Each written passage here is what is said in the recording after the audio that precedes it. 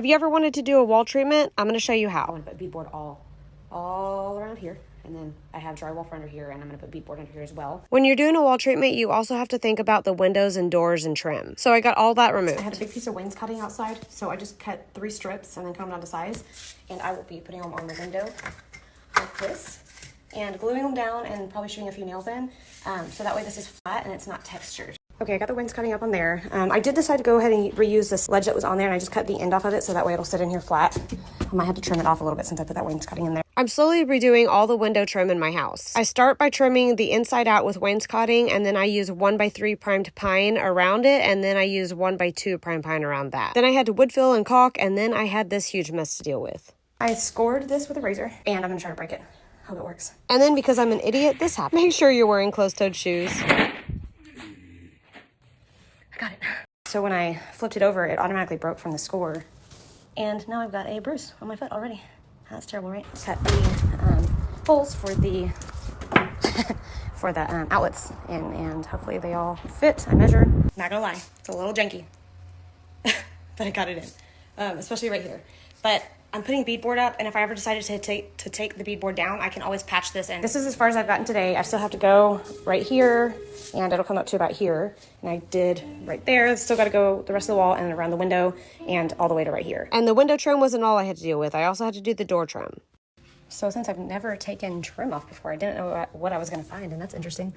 They literally used baseboards as shims. I guess you use what you got, right?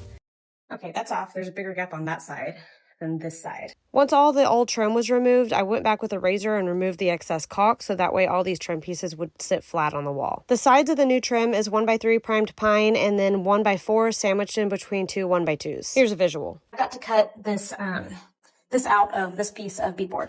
I put it up backwards, and you put toothpaste or paint or whatever you can put on the back, and you'll push it up, put this piece in place, push it up against it, and it will leave a mark where you need to cut out. I've got all of this done. Now for the hardest part, which is this little section right here. Lots of cuts.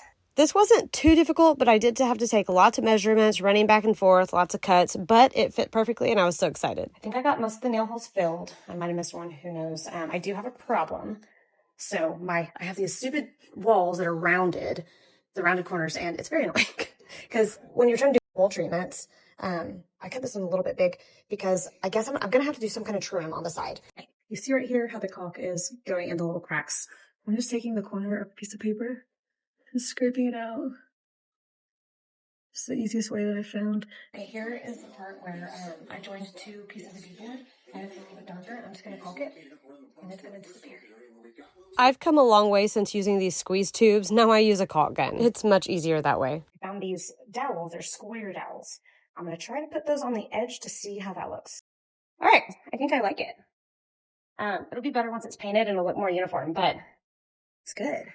Once I got the trim done and the nail holes filled and the cracks caulked and everything, I got to work painting. I'm using Accessible Beige by Sherwin-Williams. Is that square dowel, and it came together so well.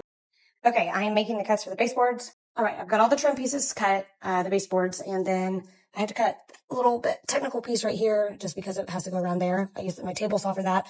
I used my multi-tool to cut this piece off, and I'll be caulking that so it doesn't look so bad. These are nice and dry, so I'm going to go ahead and install them. I personally prefer to paint my baseboards before I install them and then just fill in the nail holes and touch up the paint. It's easier that way to me. But anyways, this is the listing photo from when we bought the house, and then I painted everything gray because it was in, and then I hated it. And then this was after I did the beadboard wall treatment. And then I got tired of this farmhouse chandelier and decided I needed a new look. I found these pendant lights on Amazon and fell in love, so I bought 2 of them for the space. And if you notice the wallpaper look on top of the beadboard, that's not actually wallpaper. It's roll-on wall texture that I used a stencil and rolled on. I'll make another video on that and show you how I did it. What do you think? Is this something that you would take on?